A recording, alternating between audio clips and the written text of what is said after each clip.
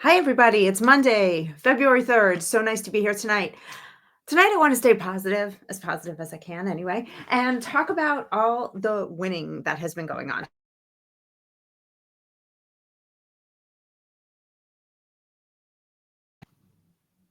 I don't know what went on there. Talk about all the winning that's going on. Every day, we wake up and we're like drinking from a fire hose of good things that are happening here that are restoring America to sanity. Like, uh, the 51 intelligence agents who are going to pay for their crimes, the DNC, who is just continuing on the same path that of just self-destruction that they've been on all along. It's just wonderful to watch. Hostages being released from Venezuela. Who even knew Venezuela was holding American hostages? I mean, not that many of us, to be honest. There's some sanity at the State Department.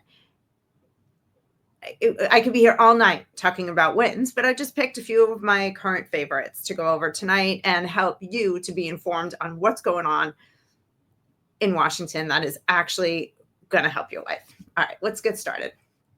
So last summer, I asked this question. Will the investigation into these 51 treasonous co-conspirators begin? Any guesses? Well, we've got an answer, finally. So Donald Trump is taking care of this for us. Let me just explain to refresh your memory. The 51 co-conspirators that I'm referencing in my question there were the ones who signed that letter saying that the Hunter Biden laptop was Russian disinformation, or rather had all the hallmarks of Russian disinformation. These were top level intelligence officials in the United States who supposedly couldn't discern that the crackhead's laptop was real, or whether or not the crackhead's laptop was real. It's really interesting to me that they the way they came together, and all of them had exactly the same opinion on this. And then last summer, that same laptop was entered as evidence in Hunter Biden's gun trial, and it had already been verified that it was legitimate, and it had already been verified that it wasn't Russian disinformation. And there was never any real explanation into what made them think it was Russian disinformation, just some vague explanation about hallmarks. So that was during the 2020 election cycle. And essentially, it was election interference by all of these people. All just decided to get on board against Donald Trump and help to push Joe over the finish line. And the media was in on it. Facebook was in on it. At the time, Twitter was in on it. They were all suppressing the story. They were all saying Russia, Russia, Russia the whole time. And sitting here as an American citizen, watching election interference happening and being completely powerless to do anything. There are millions of us out here saying these people need to be held to account. We cannot have election interference at the federal level, or at any level for that matter, but especially when it comes to choosing the president. So on day one,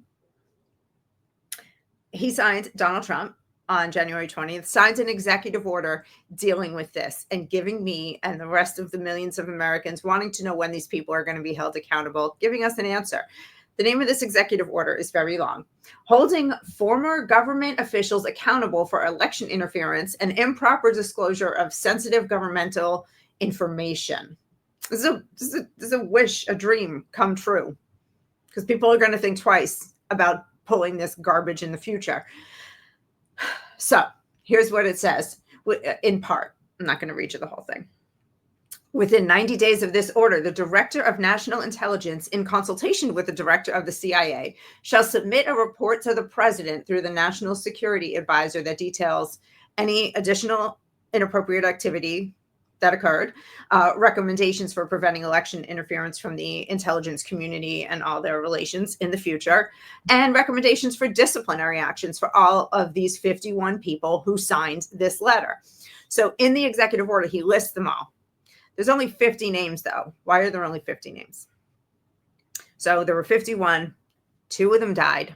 So now there's only 41 left.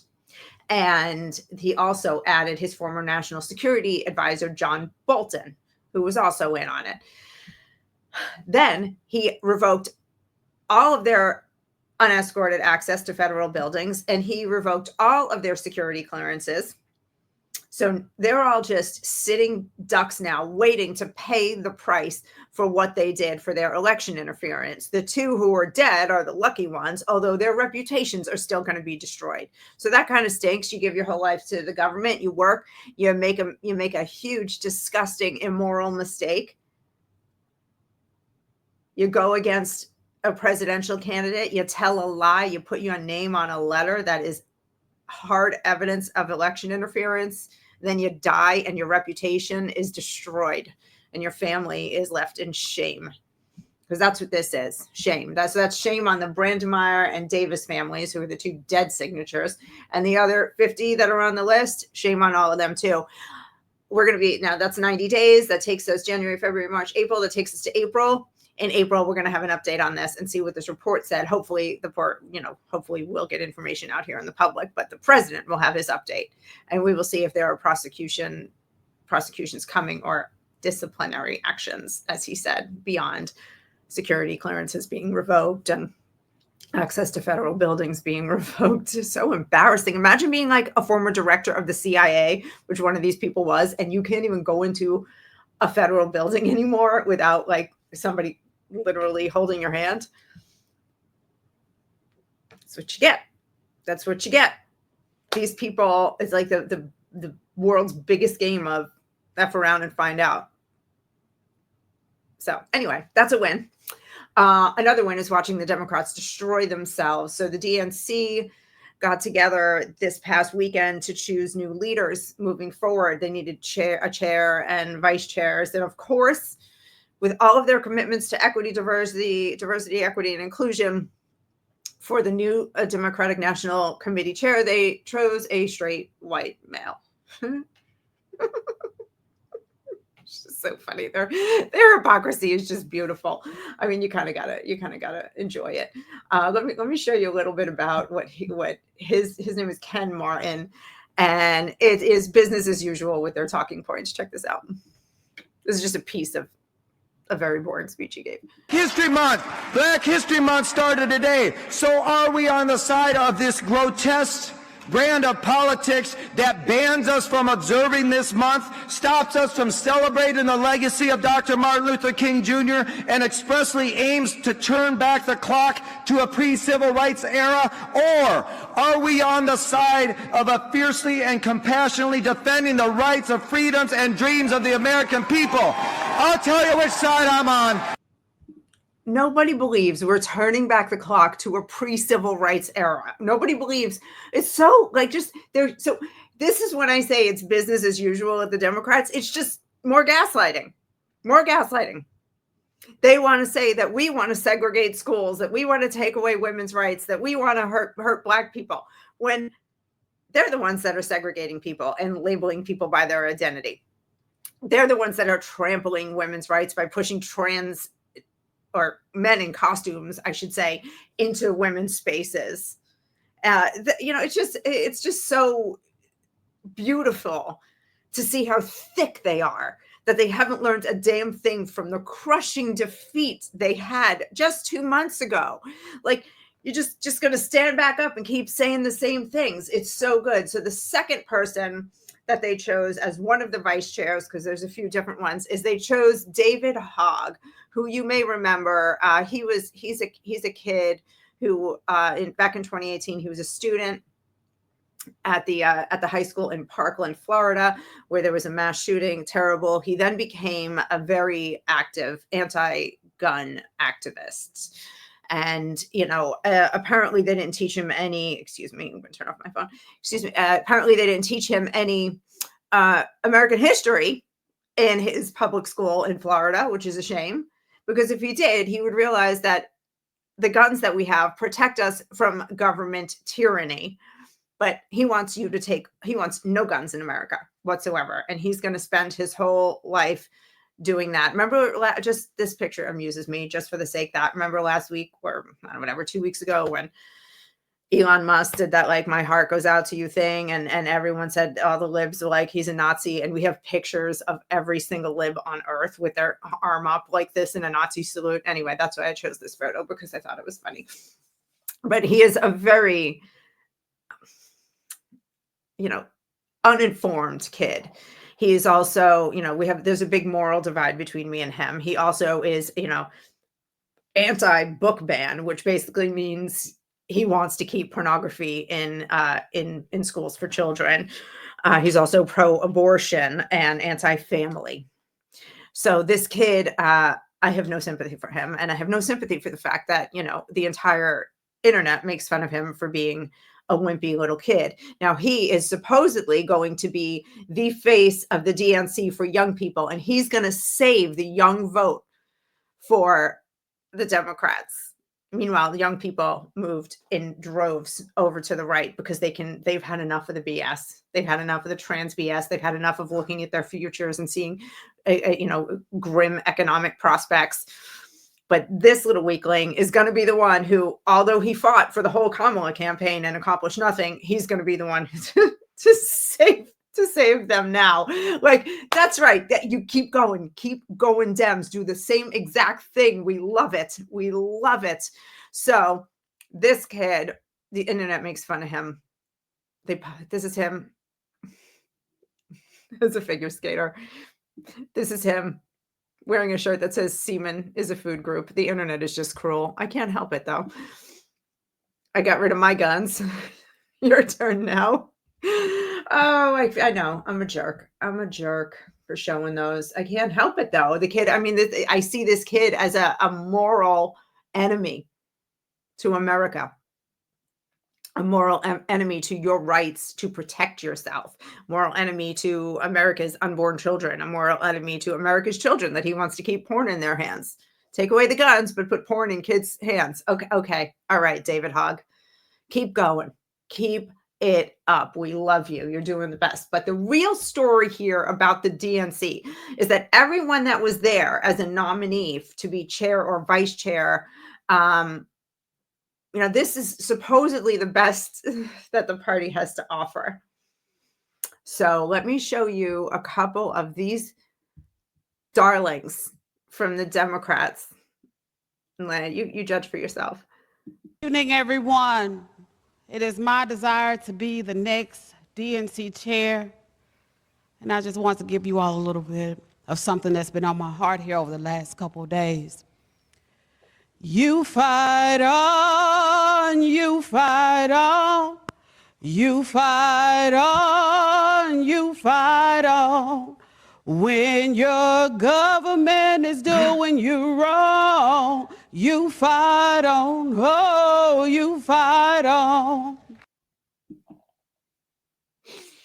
All right, she's a lovely voice, to be honest. I couldn't carry that tune. But when your government is doing you wrong, you fight on. You know what, girl?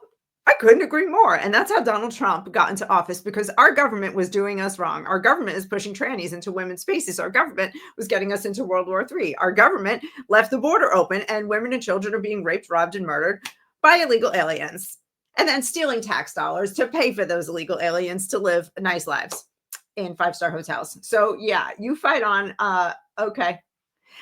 What I love is that these people actually believe that they don't have rights. They actually believe that they have that they're at some sort of a swing low, sweet chariot. Yes, they actually believe that they're at some sort of a disadvantage. I mean, they are, because they're mentally ill. But that's their disadvantage. Their disadvantage isn't a lack of rights or opportunity. There's another one. So this is I was going to put together a compilation of my favorite highlights from the DNC chair selection. And somebody else did it on the internet. So I don't know who made this, but I want to say to whoever it is, if you happen to see this, I thank you. And I will be happily add credit to the description of this video if you ever show me who you are, because God bless you for doing this. Democrats, hey, I am speaking. And I would love your attention. There is a black woman at this podium, and I deserve your attention like the 11 people who went before me. Yes, I am speaking. So if you're a leader and you're such a strong, powerful person who's done so much, and you're such a great candidate, you don't have to ask for attention. You don't have to slam your hands down and say, I am a black woman, or I am a woman, or I am this, or I am that, and I deserve your attention. No, apparently you don't. Apparently you don't, because you shouldn't have to scream and yell to get it. So embarrassing, the weakness. Like, and they don't see it that way. They see it as strength to say, I am speaking. I am speaking. Kamala did that. Kamala did that a lot. And yeah, and it showed weakness. And she put cracks in her own campaign with it. Let's see what this little friend has to say. Good evening, Democrats. Look up here. 3 strong black women standing before you. 3 black women who, rather than just grabbing a chair, ran for chair. Yeah, you go, girl. 3 strong black women. Keep up the identity politics. We love winning. We love having the White House and the House and the Senate. Like it's great. And they cannot get through their thick heads how sick people are of identity politics, how sick we are of the division.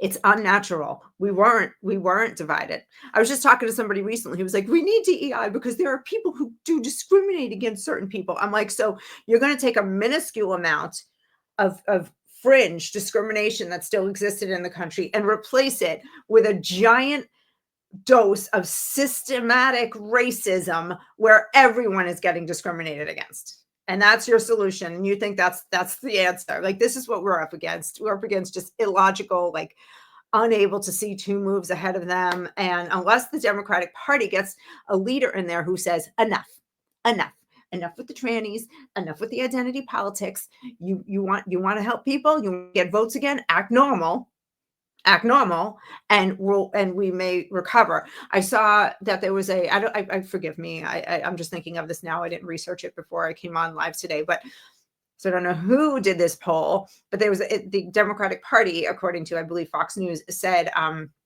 has a 31% approval rating for people. But who are the 31% who are looking at them and go, yeah, you guys are fine. Everything's fine.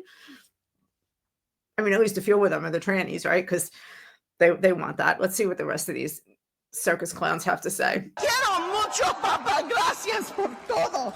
My name is Artie Blanco, Freddie Blanco's daughter. Vote for me for vice chair. Look at this That's it. That's it. Because she can speak a little Spanish. room, y'all. Truly take it in. This is the Democratic Sure Party. is. Sure We is. are strongest when we stand together. We are in a time in this country when our democracy and our rights are under attack. We're at a time where black and brown people, women, and other minorities are being blamed for everything that's wrong with this country. All right. So your rights are not under attack. We're not being blamed for everything that's wrong with this country, but I feel like she is alluding to the female pilot on the Black Hawk helicopter last week, who was piloting and captaining that helicopter and did fly it into a commercial jet, killing 67 people, including herself. Now, we don't know all the circumstances around that. I'm not saying that the female pilot killed everybody and is fully responsible. I'm not saying she's not, though. So, like when things like that go wrong and we know that there are DEI policies in place, like don't get all touchy when people like me are like, what was she supposed to be there? You know what I'm saying? Like, it's reasonable to ask questions after everything the Biden administration put in place and how they diminished safety as a priority around our country. But if you do that, you're just a racist and a sexist. And I take issue with them saying, women, our rights are in jeopardy. Like, I don't feel any of my rights are in jeopardy. I actually feel like I got my freedom of speech back, which I didn't have for a long time. I feel like my gun rights are being protected now. I feel like my right to walk down the street in safety is being protected now. There is nothing that I have lost, and I have only gained more freedom. And so have they, if they would just get their head out of their victim butts. So let's fight together for a stronger and more inclusive Democratic Party. I think that was Oprah Winfrey in costume. Like, she totally looked like Oprah Winfrey there, didn't she? Just like the way she held herself. So let's fight for a stronger and more inclusive, because you're not inclusive enough. You've already got all the trannies. You've got anybody with a victim mentality, all the depressed people, all the girls who think that late term or post birth abortion is a right. You've already got all the pedophiles. They all love you to death. All the grooming, all the teachers, librarians who are groomers. You've already included them. How much more inclusive do you want to get? How much more inclusive do you want to get? Somebody's saying, Jameson is saying, yes, for the first time in 4 years, I feel like if I am attacked by someone who has darker skin than me and I defend myself, I won't go to prison. Yeah, and that's still, Jameson, depends on where you are. Like, I do feel more that way too, but try that in Brooklyn. You know, it doesn't matter what the circumstances are, you're going to jail. Look at what they did to Daniel Penny. So anyway, I just want to close that segment by saying, I thank you. I thank you, Democrat Party, for continuing on the path of insanity that you've been on for years, because we're just going to keep winning. Americans are very happy and they want their freedom. All right. In another win, these hostages were 6 hostages have been released from Venezuelan custody. Now, if you're anything like me and most people on the internet, you did not even know that Venezuela was holding Americans hostage. Apparently, this is a thing. And there are still more there. So, it brought up a lot of questions, and I started saying, like, what are these people there for? Why? And it was things like espionage and terrorism, or accusations of terrorism, but there was no proof. There's only one guy whose name was released. It's all very hush hush and vague. So maybe they were spies. I don't know. There's got to be a reason that we're not being given the information on why these people were there. There's got to be a reason why the media was silent on this for so many years. It's very interesting. This guy named Richard Grenell, he's the guy standing up in the white t-shirt. He has been hired by the president, as his title is Special Presidential Envoy for Special Missions. I mean, this guy must be like world's top negotiator, like he would have won The Apprentice in a New York Minute kind of guy. So the president likes him. He's worked with him before. He's sending him out for things like this. I mean, wow, that sounds pretty cool. I don't know about you, but it's an intimidating job. You have to be extremely intelligent, unafraid of any type of danger, to go in and pull out 6 hostages without giving something in return. They gave nothing in return. They didn't have to trade. They didn't go in it from a position of weakness. In fact, in addition to the 6 hostages, they also got President Maduro of Venezuela to agree to take back all his rapists and murderers, all those Tren de Aragua gang members. Guess what? They're all going home. And he's like, yeah, sure, we'll take them. Don't worry about it. And then they also got them to agree to all the other ones that were rounding up that aren't necessarily Tren de Aragua. If they're Venezuelan nationals, they're going home. And he's going to take them back. So that's wonderful. That's a big win. But there are more there. Supposedly like a dozen. Again, the information that I found on this was vague. Nobody seems to know. And that makes it so much more curious. Like, why are Americans like, why was there? We had hostages there and now there are more. So I'm sure he's going to be making more trips and doing more. But I want to know, who are they? Why are they there? Why aren't they released in this batch? How come the only 6? Why this 6? If you were only going to release 6, what's so special about them? Oh, I'm so curious. I might just have to wait for the made-for-TV movie to find this out, because no one's going to give me this information. Biden's administration apparently did get some out, but in every instance that they did get some out during those 4 years, they either traded prisoners or they offered sanctions relief. So, as with everything with the Biden administration, there was weakness in all negotiation. And I'm so proud of this Richard Grenell gentleman who was able to go in there and negotiate and give Maduro nothing, because he deserved nothing. So that's pretty cool. There is one interesting thing, though. I looked up the State Department travel advisory for Venezuela, and it is a level 4, which is the highest level you can go. The level 4 travel advisory for Venezuela says do not travel to Venezuela due to the high risk of wrongful detentions, terrorism, kidnapping, the arbitrary enforcement of local laws, crime, civil unrest, and poor health infrastructure. So you're going to go get like raped and shot and held in jail, and then you're not even going to be able to get a good doctor to keep you alive. It sounds like actually hell, but I truly have to say I did not know that Venezuela was such a terrible place. And when I hear the liberals crying about deportations because the people who have come in are the salt of the earth, and then I see what's going on in their country, I'm like, no, because salt of the earth people don't have countries like that. It's just logic. Tren de Aragua is vicious. They're like MS-13, vicious, cruel, horrible, monstrous people, like evil that a normal person can't even comprehend. And we're going to cry for them like Selena Gomez when they get deported. Yeah, all right. When we can't even go there safely. So let's just bring those psychopaths here. I mean, it's been a very exhausting few years. But again, a win, another win. There's one more quick win I want to get into before I leave tonight. This is another one at the State Department. And yeah, let me just play this cute little video. You're wondering what it's like being transgender under this new administration? I just got my new passport in the mail and they changed the gender to male because of Donald Trump. In case y'all want proof, there's my picture, very cunty. And yeah, there's that big ugly M. Yay! No, so they didn't change it to male because of Donald Trump. They changed it to male because you're a dude in a dress. That's why they changed it to male. Is anybody else just really, really happy to just be back to reality?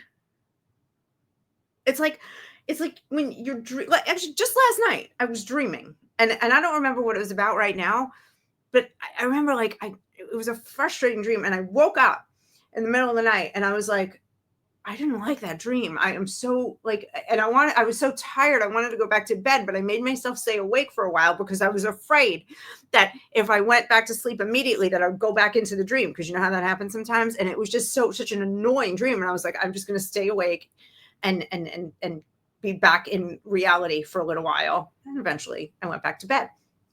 That's what this is like. Like we can't let ourselves lull back into complacency, because we will fall right back into this insane insanity. Like if they can take children and cut off their perfectly healthy body parts, if they could convince a person like this that they're actually a female when they're actually a male, if they can open up the borders, what will they do next? There is nothing they will stop at. They've come for our children. They've released tens of thousands of murderers and rapists into the country on purpose.